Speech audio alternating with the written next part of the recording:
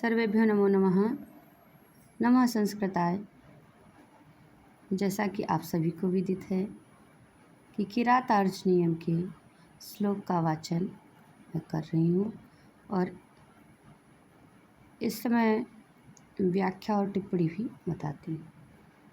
तो जो प्रस्तुत श्लोक है, श्लोक संख्या 16, वनेचर महाराज युधिष्ठिर से बताता है कुरु प्रदेश के बारे में जो भी जानकारी इकट्ठा करके आया है राजनीति विषयक, उसी के बारे में बताते हुए बताता है कि जो सुयोधन के अधीन रथ, घोड़ों तथा हाथियों से संपन्न बहुत से राजागण भी थे। भाई, समस्त पृथ्वी पर वह राज कर रहा है, कुरु प्रदेश की तरफ राज कर रहा है, तो उसके अंदर बहुत से, उसके अधीन बहुत से राजा हैं। और वो राजा क्या करते हैं, अनेक तरह के उपहार लाते हैं। वो उपहार कैसे हैं, उसको कितनी संपदाएं देते हैं, इन सभी का वर्णन इस श्लोक में है। तो वनीचर दुर्योधन की ऐसी धन संपदा, उसके ऐश्वर्य का वर्णन इस श्लोक के माध्यम से महाराज युधिष्ठिर के समक्ष करता है। तो चलिए पढ़ते हैं। वंशज छंद में निबद्ध है।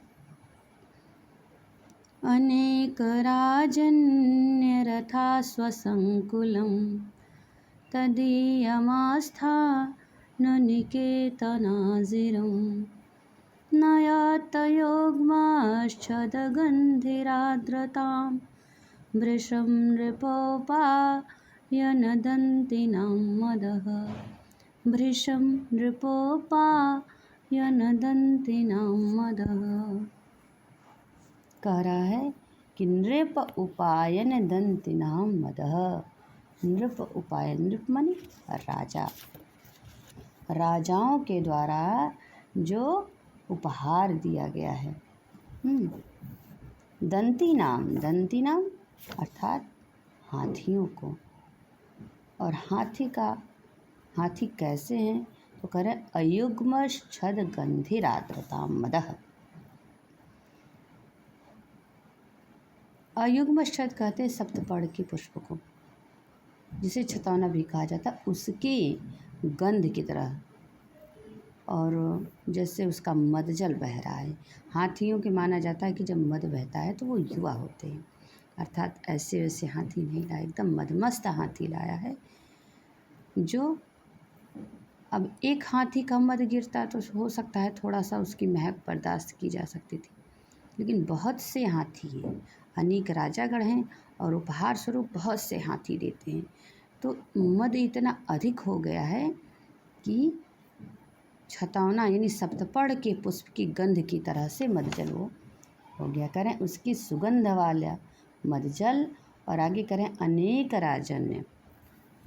देखिए, अनेक राजन्य, अनेक राजाओं के रथ अश्व संकुलम, रथाश्व है ना, अलग करिए, रथ अश्व संकुलम, रथाश्व संकुलम यानी रथों और अश्वों से। एक अर्थ नहीं, बहुत से राजा आएंगे तो बहुत से रथ आएंगे, और घोड़ों पर भी बहुत से लोग बैठकर आएंगे। तो इसीलिए कह रहे हैं अनेक राजाओं के रथों एवं अश्वों से व्याप्त। क्या है, तद इयम तदीयम, तद मन वह, इयम मन यह, वह उसका अजिरम आस्थान निकेतन आजिरम। आस्थान ये सभा मंडप जो था, उस सुयोधन का सभा भवन का अजिरम माने आंगन, प्रांगण। वृषम आर्द्रताम नयति, वृषम अत्यधिकम, अत्यधिक। और क्या कह रहे हैं, आर्द्रताम नयति, गीला कर देता था। भाई, मद जल चूते रहते थे, तो घोड़े रहते थे, हाथी बंधे रहते थे, तो इससे क्या होता था कि जो सुयोधन था उसका आंगन उनके मद जल इत्यादि से अत्यधिक गीला कर देता था। अर्थात हमेशा बंधे रहते थे, हमेशा कोई ना कोई राजागण आते थे और उपहार स्वरूप हाथी इत्यादि लाते थे। स्पष्ट है? पुनः देखिए, अन्वय से देखिएगा। नृपोपायन दंतिनाम मदः, नृपोपायन दंतिनाम और मदः कर अयुग्मश्चद गंधे मदः। राजाओं के द्वारा उपहार में दिए गए हाथियों का सप्तपर्ण के पुष्प की गंध वाला जो मद जल था मदः। अनेक राजन्य रथा सुसंकुल, अनेक राजाओं के रथों एवं अश्वों से व्याप्त। उस सुयोधन का तदीयम यानी उस सुयोधन का, फिर आगे कह रहे हैं आस्थान निकेतन आजिरम, यानी सभा भवन। आस्थान का अर्थ है उनका सभा मंडप, जो हाल था उसका जहाँ राजा बैठते हैं, ऐसा सभा भवन का जो अजरम आंगन यानी प्रांगण था उसको अत्यधिक गीला किए रहता था। वृषम आर्द्रता में थी, अर्थात वृषम अर्थात अत्यधिकम, अत्यधिक गीला कर देता था प्रांगण को, वे हाथी इत्यादि गीला कर देते हैं। स्पष्ट हो गया होगा। आइए टिप्पणी पर चलते हैं। नृपोपायन दंतिनाम, राजाओं के द्वारा उपहार में दिए गए हाथियों का। नृपान्तीति नृपाः तेषां नृपाणाम, ठीक है। आगे आइए, इसमें कौन सा समास है हम लोगों ने देखा था पहले भी कई बार। नृपाणाम उपायनानि इति नृपोपायनानि, षष्ठी तत्पुरुष समास है आपका। नृपाणाम उपायनानि इति नृपोपायनानि, षष्ठी तत्पुरुष समास। नृपोपायनानि तान्येव दंतिनः इति नृपोपायन दंतिनः। जब दंतिनः तक आएंगे ना तो मयूर वंश का आदि समास आप बना लीजिएगा। दंतिनः पद दंत शब्द से प्रशंसा या अतिशय के अर्थ में मत्वर्थी इन प्रत्यय लग गया है।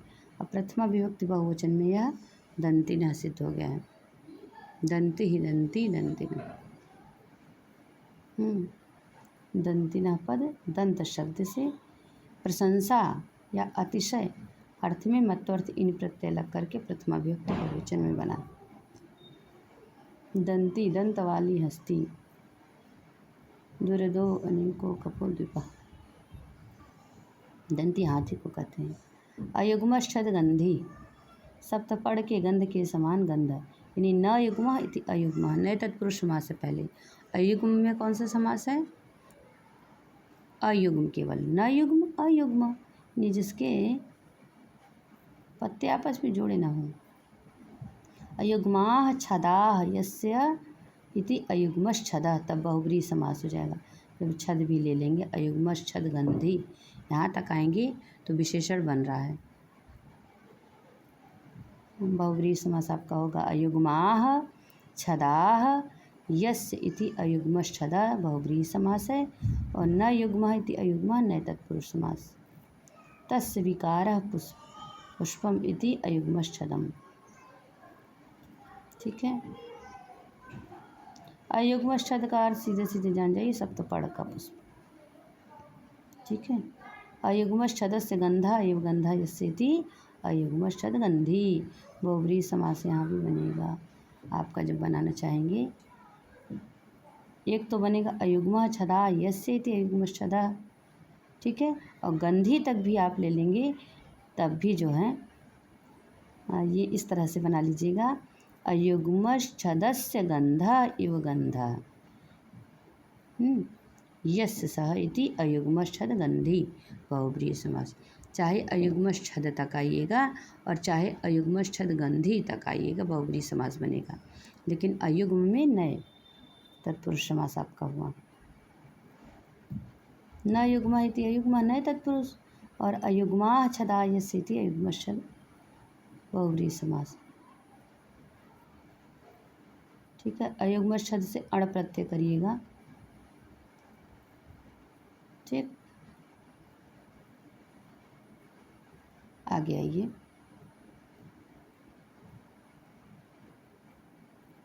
इसमें 7 पत्ते होते हैं और इनकी जो पत्तियां होती हैं ना वो एकदम मतलब जिसे कहते हैं सम नहीं होती, विषम होती है।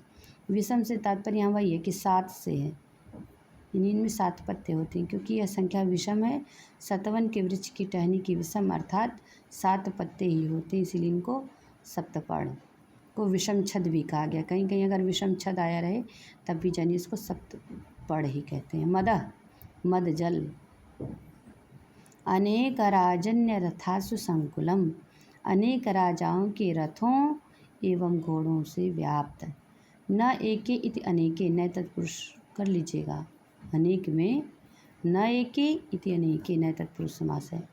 राज्ञाम अपत्यानि इति राजन्या, राजन से यत प्रत्यय करेंगे तो राजन्य आपका बनेगा। राजन्या, राजन से यत। राजन शब्द में एक सूत्र आता है, आप लोग पहले भी पढ़े हैं, राज ससुराद यत। इस सूत्र से अपत्यार्थक यत प्रत्यय लग करके राजन्य पद बनेगा। यानी राजा की संतान को क्या कहेंगे? राजन्य। ठीक है। और एक आपका शब्द आया रथास्व संकुलम, यानी रथाश्च अश्वाश्च तेषाम समाहारा इति रथास्वम। यहाँ पर सेना के अंगों का समाहार होने से बाबूराम सक्सेना में दिया हुआ है, आप देखिएगा द्वंद्व समास में जाकर कि द्वंद्वश्च प्राणी तुर्य सेनांगा नाम सूत्र द्वारा समाहार द्वंद्व समास है। यानी जहाँ जहाँ कोई प्राणी हो, तुरी इत्यादि, तुरी तुरी माने वाद्य यंत्र है हमारा बजाने वाला, और सेना के अंगों का नाम हो तो वहाँ पर हमारा समाहार द्वंद्व होता है। तो यहाँ पर क्या है, देखिए सेना का अंग रथ और अश्व, तो वही रथाश्च अश्वाश्च तेषाम समाहारा इति रथास्वम। यहाँ पर सेना के अंगों का समाहार होने से आपका कौन सा सूत्र लगेगा? प्राणितुर्य सेनांगा नाम, इस सूत्र द्वारा समाहार द्वंद्व समास है। संकुलम का अर्थ क्या है? व्याप्त या खचाखच भरा हुआ। सम उपसर्ग कुल धातु से कर्तार्थ में क प्रत्यय लग करके संकुलम यह बनेगा। अनेके चते राजन्याश्चित, अनेक राजन्या कर्मधारय समास बनाइए। और अनेक राजन्यानाम रथास्वम इति अनेक राजन्य रथास्वम, तो षष्ठी तत्पुरुष, यानी अनेक राजाओं के रथ और अश्व, तो षष्ठी तत्पुरुष बन जाएगा। ठीक है। और उनके द्वारा लाए गए रथों का समूह, यानी तेन अनेक राजन्य रथास्वेन संकुलमिति अनेक राजन्य रथासु संकुलम। जब यहाँ तक बनाएंगे तो तृतीय तत्पुरुष समास हो जाएगा। तदीयम, तद यम, तदीयम, यहाँ उस दुर्योधन के, तस्य इदम उसका यह, इति इस प्रकार से तदीयम बनेगा। यहाँ पर तत् शब्द की तदादीनी च सूत्र से वृद्ध संज्ञा होकर के वृद्धाश्च सूत्र से छ प्रत्यय हो जाएगा। छ को ई आदेश हो ही जाता है। कौन से सूत्र से? आई नि यह फ ड़ ख छ घाम प्रत्यादि नाम सूत्र से छ को ई आदेश, ठीक है, होकर के तदीय में असिद्ध हो जाएगा। फिर से एक बार देख लीजिए यहाँ पर कि तस्य इदम इति तदीयम, इतना तो आप समझ गए। अब आगे तत् शब्द है और एक सूत्र आता है आपका तदादीनी च, इस सूत्र से वृद्ध संज्ञा होगी और वृद्ध संज्ञा हो करके वृद्धाक्ष सूत्र से छ प्रत्यय कर दीजिए। जब छ प्रत्यय हो जाएगा तो दूसरा सूत्र आ जाएगा, कौन सा? आय ने ई नी यह फ ड़ छ ख, फ ड़ ख फिर छ है, छ घाम प्रत्यादि नाम, इस सूत्र से जो छ है इसी को ई आदेश होकर के तदीय में बन जाएगा। आस्थान निकेतन आजिरम, निसभा भवन के आंगन को, यहाँ पर आंग उपसर्ग आपका है और अस्था धातु से अधिकरण अर्थ में लुट प्रत्यय लग करके आस्थानम यह पद सिद्ध हो जाएगा। ठीक है, आस्थानम। ठीक है, यहाँ पर षष्ठी तत्पुरुष समास बनेगा आपका। षष्ठी यानी अजिरम, अजिरम कैसे बनेगा? अज शब्द से किरण, तो अजिरम कर लीजिए, इसका अर्थ होता है अजिरम माने आंगन। ठीक है, आंगन।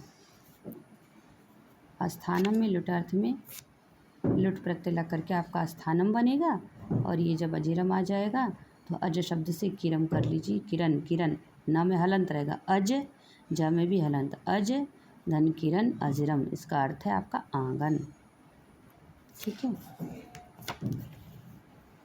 तस्य आस्थान निकेत नस्य अजिरम इति आस्थान निकेतन आजिरम षष्ठी तत्पुरुषम अस्यामनैव।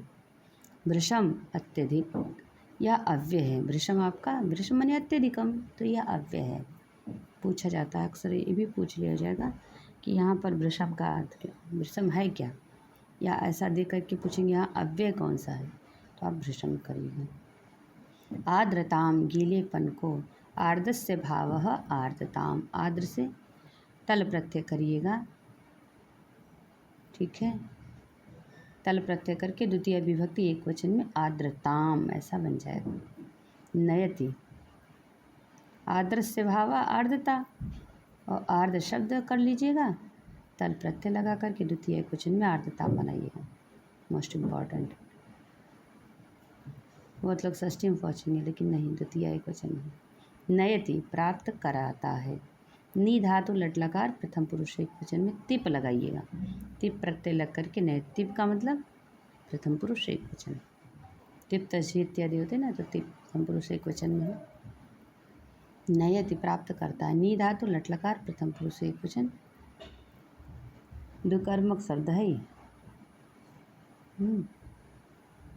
निहरी कृशवाहा आता है ना, तो इसका मतलब ये नी, यहाँ पर नयति क्या है, नी धातु से बना है। नी धातु आपका द्विकर्मक है। द्विकर्मक का अर्थ क्या, दो कर्मक का अर्थ है किसके दो दो कर्म हैं, यानी एक प्रधान कर्म और एक गौड़ कर्म। जब हम अकथितम च पढ़ेंगे ना, तो वहाँ द्विकर्मक वाली बात पढ़ेंगे। प्रधान कर्म अजिरम तथा गौड़ कर्म आर्द्रताम है, ठीक है। आइए अलंकार देखते हैं इसमें। इस श्लोक में आपका उदात्त नामक अलंकार है। उदात्त अलंकार कहाँ होता है, कई बार मैंने बताया है कि जहाँ पर समृद्धि इत्यादि की बात होती है तो वहाँ पर उदात्त अलंकार होता है। और यहाँ पर किसकी समृद्धि को का बताया जा रहा है, सुयोधन की, दुर्योधन की संपत्ति को। और कैसी समृद्धि, लोकोत्तर, केवल इस संसार की नहीं, इससे इतर, भाई इतनी चीज़ें तो भारवी जी ही बता सकते ना कि उसके पास था लोकोत्तर, अनेक हाथी घोड़े सब, ये लोकोत्तर की समृद्धि का वर्णन किया गया है। भारवी जी बताए हैं अपने कि राधार्जनी उनके ऐसे ऐसे राजागण लाकर उपहार देते थे, तो उदात्त अलंकार हो गया। इसका लक्षण भी बताया गया है कि समृद्धम वस्तु वर्णम उदात्तम। गुण आपका यहाँ पर वैदर्भी, गुण आपका यहाँ पर प्रसाद है, और रीति वैदर्भी है, ठीक है। रीति कौन सी है, वैदर्भी रीति है। गुण प्रसाद है, और छंद आप पहले ही पढ़े हैं कि वंशस्थ छंद है, जिसका लक्षण है कि जतौ तु वंशस्थम दीरितम जरौ। अगले श्लोक पर आइए, श्लोक संख्या 17। श्लोक संख्या 17 में दुर्योधन ने कुरु राज्य और वहाँ की प्रजा को समृद्ध बनाने के लिए उल्लेखनीय कार्य किए। कौन कौन सा कार्य किया था, जैसे वहाँ की प्रजा के लिए उसने नहर, कुआं इत्यादि का निर्माण कराया। कुरु प्रदेश को सस्य संपन्न, सस्य यानी फसल इत्यादि से युक्त बना दिया, तथा राज्य केवल बादलों पर ही आश्रित नहीं था, केवल इंद्रदेव बारिश करें तो उस पर निर्भर नहीं था। नहर इत्यादि इतना खुदवा दिया कि अदेव मातृक प्रदेश बना दिया, यानी जो देवताओं पर आश्रित न हो, अदेव मातृक हो। इसी का वर्णन इस 17वें श्लोक में वनेचर कर रहा है कि सुखेन लभ्या दधतः कृषिवलैरकृष्टपच्या इव सस्य संपदः वितन्वती क्षेमम देवमातृका चिराय तस्मिन् कौरवश्चकासति, चिराय तस्मिन् कौरवश्चकासति। वंशज छंद में अन्वय क्या है, कह रहे हैं चिराय तस्मिन् क्षेमम वितन्वती, कह रहे हैं कि पर्याप्त। चिराय का क्या मतलब है,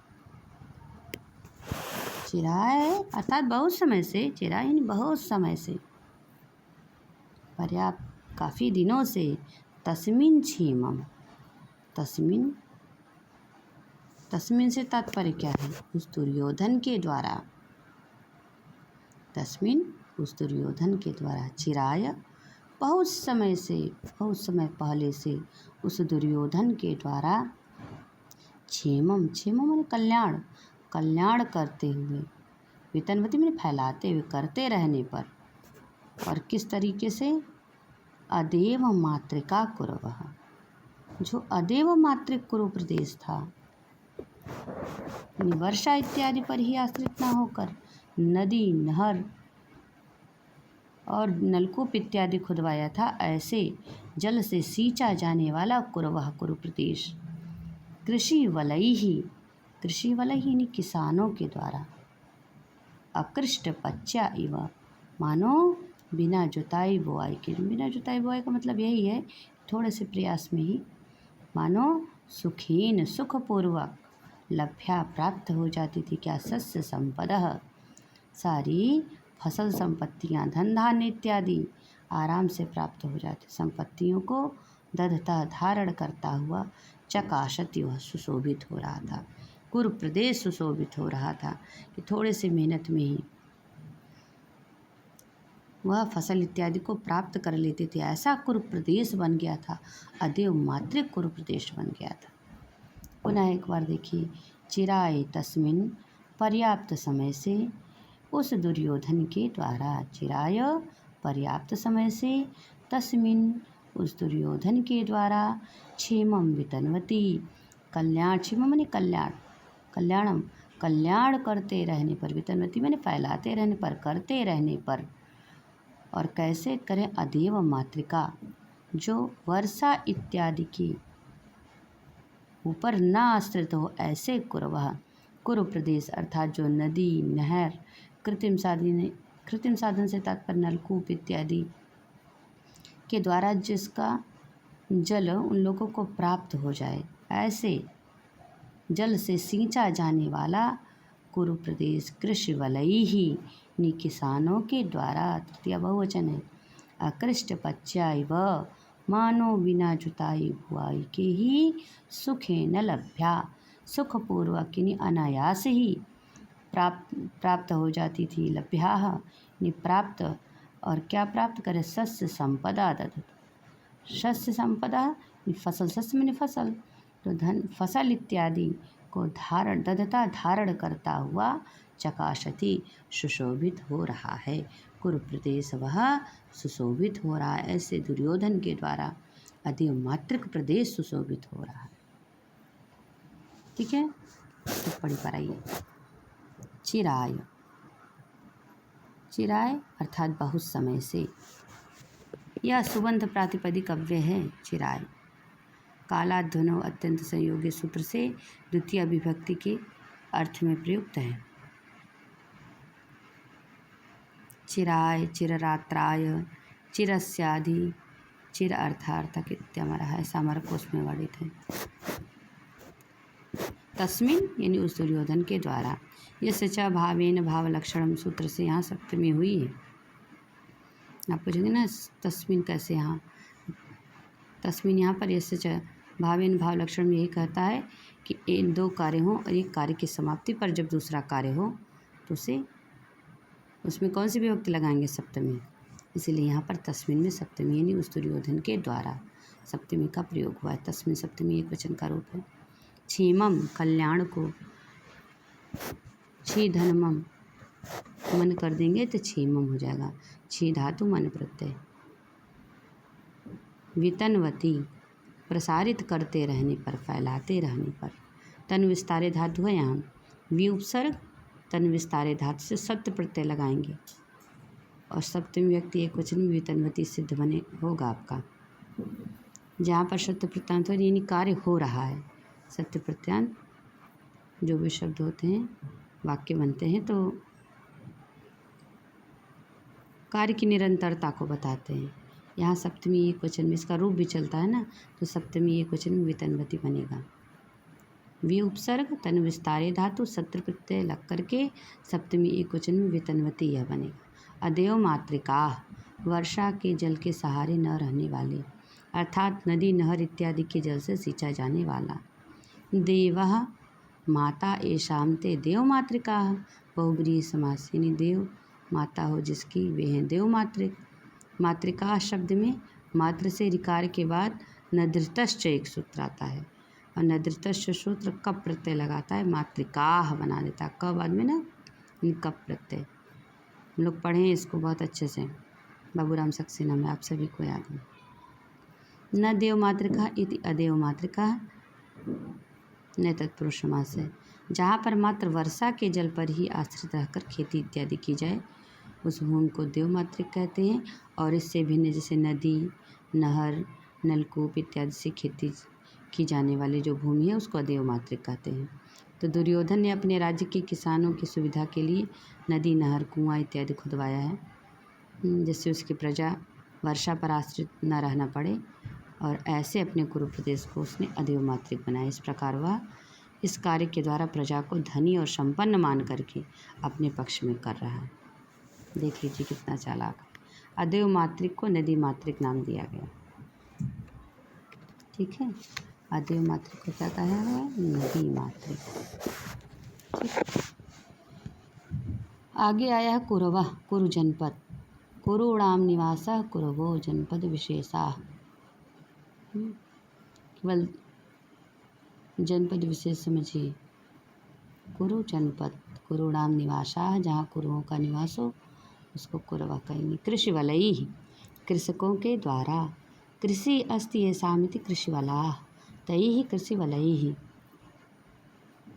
कृषि से वलच प्रत्यय कर लेंगे। ठीक है,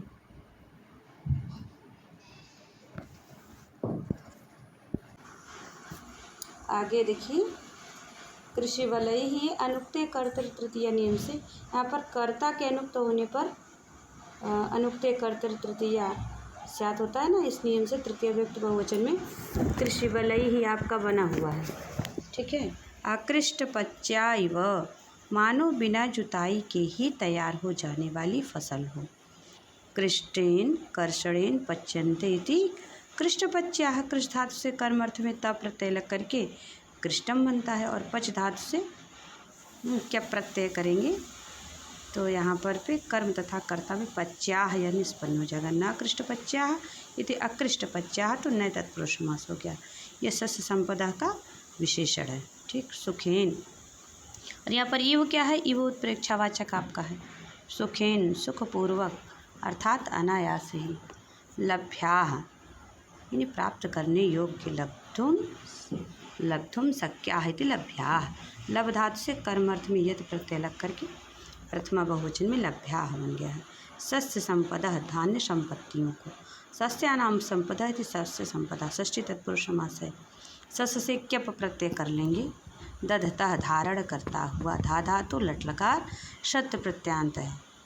नुम का आगम को यहाँ पर निषेध कर दिया है। ठीक है, इसीलिए दधता बना है, नहीं तो दधंता बनता नहीं, नुम आ जाता। तो यहाँ दधता, नुम के आगम का निषेध होकर के प्रथमा बहुवचन में दधता रूप सिद्ध हुआ। चकासति, सुशोभित हो रहा है। इस चकासति मोस्ट इम्पॉर्टेंट है। चकास्त्री धातु है, लट लकार प्रथम पुरुष बहुवचन में झी, झी तो जझित्यादय षट सूत्र से चकास के अभ्यस्त होने के कारण अति आदेश होकर के चकाशति यह रूप बनेगा। चकासति एक, तो यहाँ पर आपका बहुवचन का रूप बन जाएगा, लट लकार प्रथम पुरुष बहुवचन। ठीक है, आगे अलंकार। यहाँ पर आपका उत्प्रेक्षा अलंकार साफ दिख रहा है। संभावना उत्प्रेक्षा, प्रकृतस्य समीनेर, गुण आपका प्रसाद, रीति वैदर्भी वंशेषण। चलिए ठीक है, आज के लिए इतना ही। सभी को नमः संस्कृताय। धन्यवाद। सर्वे नमः।